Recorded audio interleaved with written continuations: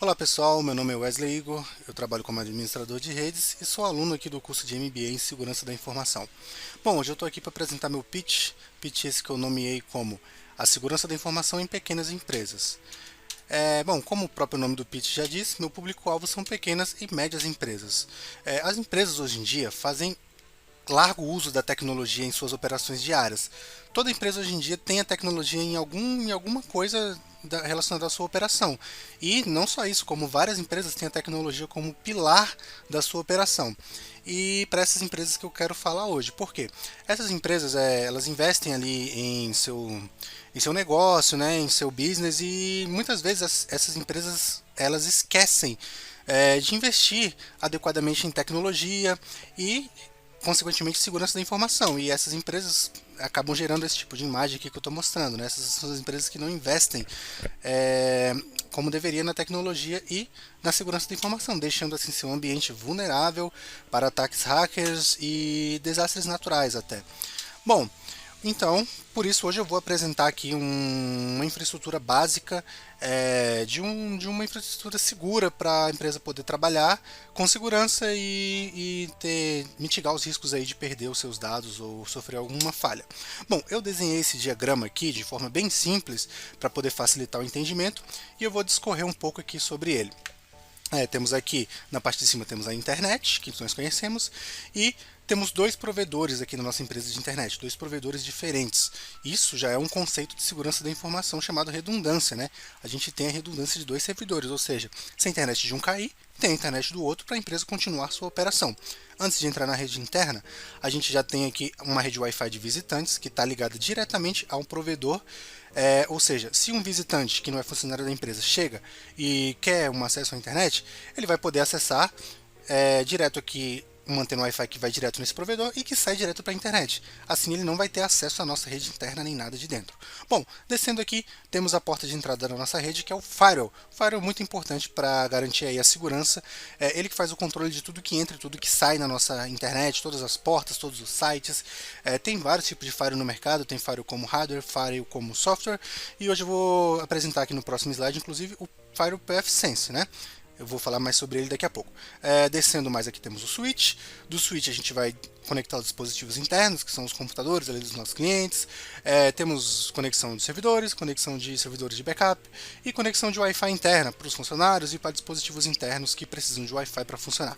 Além disso, algumas empresas, não vão ser todas, também contam com alguns servidores e backup em cloud. São servidores que estão na internet e eles trabalham como se estivesse dentro da nossa rede por meio de uma VPN, tá pessoal? VPN configurada de forma segura. Aqui também pode ser configurada junto do nosso firewall. Tem a VPN que faz esses servidores virem para dentro da nossa rede, né? Então vamos esmiuçar um pouco aqui o que eu falei. Bom, a primeira coisa que eu vou apresentar é o Firewall. Aqui eu tenho um dashboard de um Firewall PFSense, que até por questão de segurança da informação, né? Eu deixei algumas informações ocultas aqui, mas dá para entender o conceito geral, né? Aqui do lado direito a gente tem os dois links de internet que eu mencionei. No caso aqui temos Algar e Vivo. Aqui temos o monitoramento deles, bonitinho, estão online. Aqui a gente pode, dentro do Firewall, né? A gente pode decidir se vai ser load balancer, ou se vai ser um link de cada vez, ou se quando cair um entra o outro, qual que vai ser prioritário, tudo isso é configurável. Aqui embaixo temos a configuração da VPN, ou seja, nesse exemplo aqui temos um usuário conectado à VPN, esse usuário não está dentro da nossa rede fisicamente, ele está na casa dele, está trabalhando remotamente, mas com a conexão da VPN ele consegue trabalhar como se estivesse dentro da rede. E por aí vai, pessoal, tem várias outras configurações aqui são feitas no Firewall. A grosso modo, ele controla tudo que entra e tudo que sai, né? Até como um próprio professor do curso aqui disse em um exemplo, a forma certa de configurar o Firewall novo é você sobe o Firewall e bloqueia tudo. E a partir daí você vai desbloqueando o que é de interesse da nossa operação. Bom, saindo do Firewall, entrando na parte dos servidores, vou falar do primeiro servidor aqui, um dos mais importantes para uma empresa que trabalha com Windows, que é o Windows Server. E dentro do Windows Server temos a ferramenta do Active Directory, chamado de AD. Dentro do AD, a gente consegue configurar permissões de usuários, grupos de usuários e permissões para esses grupos, onde os usuários vão ter suas permissões para acessar diretórios na rede ou para fazer determinadas ações nas máquinas, tipo instalar software, instalar atualizações. Isso tudo vai ser definido dentro do AD, por grupo. Aqui na nossa empresa, que eu estou usando como exemplo, temos aqui, essa aqui é a tela do AD, pessoal, e aqui temos tudo separado por setor aqui, ó. Cada setor tem uma pastinha e tem um grupo de segurança. E cada grupo de segurança desse vai ter as suas regras de segurança definidas. Por exemplo, a diretoria ele vai ter permissão de fazer mais coisas, por exemplo, do que o comercial, o atendimento, né? Por exemplo. Nesse quadrinho aqui eu venho mostrando um acesso não sucedido, ou seja, é uma pessoa de outro setor, que não é do setor de TI, que tentou acessar a pasta de suporte e ele recebe uma mensagem de erro, né? Aqui eu tenho as propriedades de um diretório, né? Mostrando aqui, ó, quem é que tem acesso a esse diretório, e aqui do lado as propriedades de um usuário, né? Falando aqui quais são os grupos que ele pertence. Inclusive aqui na nossa empresa temos definida a regra de impressão colorida, ou seja, se o usuário faz parte desse grupo de impressão colorida, ele consegue usar e imprimir impressora colorida, se não, só na impressora preto e branco. Ainda seguindo dentro do Windows Server, vou falar de servidor de arquivos. Pessoal, uma empresa que lida com um grande volume de arquivos, seja escritório de contabilidade, uma agência de publicidade, escritório de advocacia, empresas que lidam com arquivos importantes. Esses arquivos não podem ficar salvos no computador pessoal daquele cara que está trabalhando. O ideal é que tenha um servidor de arquivos estruturado para que todos esses arquivos estejam salvos centralizadamente, para facilitar a questão de backup, etc. E também para o TI ter um controle maior desses arquivos e os acessos, né? Então, na primeira tela aqui eu tenho vários discos conectados aqui no meu Windows Server.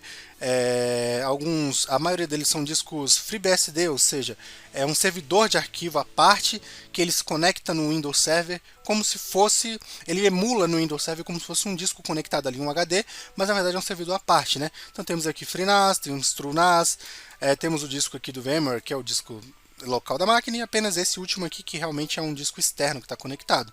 Aqui temos a estrutura de direcionamento aqui desses servidores de arquivos, com alguns servidores de backup, coisa que eu também vou falar mais para frente. Aqui embaixo a gente tem um exemplo de uma tela aqui da distribuição das pastas compartilhadas dentro desse servidor de arquivos, e aqui uma visualização da maioria das pastas que temos mapeadas aqui para um usuário que tem bastante permissão. Inclusive está até meio cheio o nosso diretório aqui, né? Mas a empresa trabalha bastante.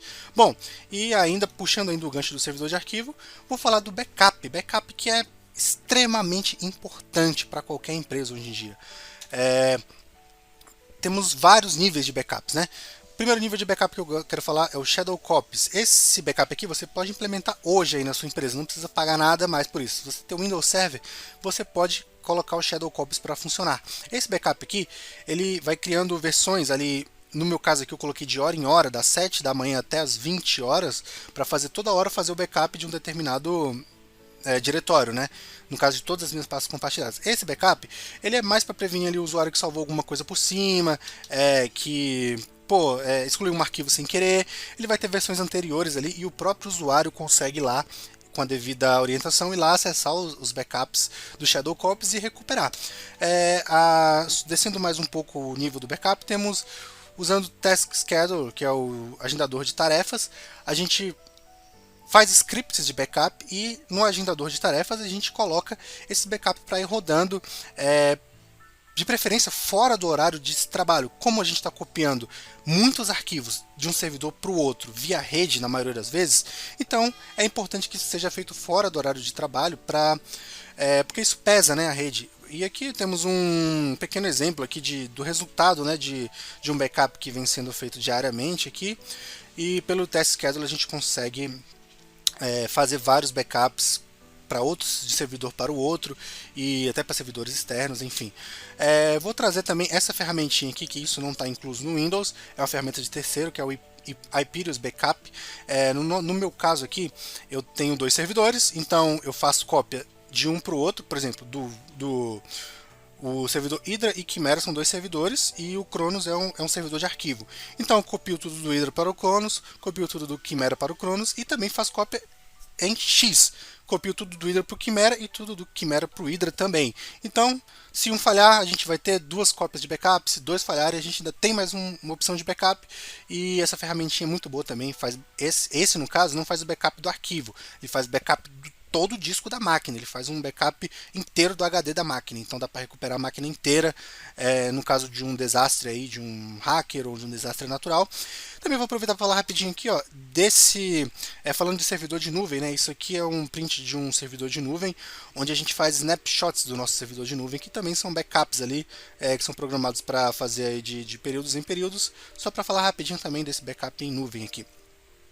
Depois do backup, eu quero falar para vocês de um tema muito importante também, que é a conscientização. Ou seja, não adianta nada a gente fazer tudo que a gente fez aqui, fazer tudo que eu expliquei nos slides anteriores, se os usuários não tiverem consciência. Se os usuários abrirem qualquer arquivo, entrar em qualquer site, saírem abrindo tudo dentro da empresa, isso tudo pode ser jogado por água abaixo. Então eu vou dar umas dicas rápidas aqui sobre a conscientização e o que os usuários podem fazer para evitar, mitigar os riscos aí. Primeiro, não anotar senhas de acesso em papéis ou em arquivos salvos no computador. Gente, não pode fazer isso, né? Tem que memorizar sua senha bonitinho. Não clicar em links suspeitos enviados por e-mail. Tem bastante envio de spam hoje em dia, né? Por aí. É muito complicado. Os usuários têm que ter cuidado no e-mail. Evitar a utilização de dispositivos e pendrives pessoais nos computadores da empresa. Ou seja, você está com seu pendrive, você foi na lan house ali da esquina, fez alguma coisa, e você vem com o teu pendrive e espeta lá no PC da empresa. Isso pode estar carregando um vírus também. Evitar a utilização da rede da empresa para fins pessoais, né? A gente sabe, todo mundo está ali para trabalhar, ninguém é criança, todo mundo vai querer entrar na rede social uma hora ou outra, mas vamos ter cuidado também com isso. Muito importante, não permitir o acesso remoto de pessoas de fora da empresa e ou não autorizadas. O acesso remoto hoje em dia é um aliado do TI, mas também é muito perigoso. Se você abrir um acesso remoto ou uma credencial de acesso remoto para alguém de fora, vai ser muito perigoso. Alguém pode entrar dentro da tua empresa via acesso remoto e fazer um regaço. E também não compartilhar dados ou fotos ou vídeos de dentro da empresa com terceiros. O funcionário vai tirar uma selfie ali, acaba pegando a tela do computador com alguma credencial, com algum URL, algum IP importante e acaba colocando isso na rede social. Muito perigoso também. Vamos evitar isso tudo. Pessoal, nosso tempo é curto, então por hoje é só. Muito obrigado por terem ficado aí até o final. E visitem aí meu site, visitem meu LinkedIn para mais conteúdos como esse. Muito obrigado e até a próxima. Valeu!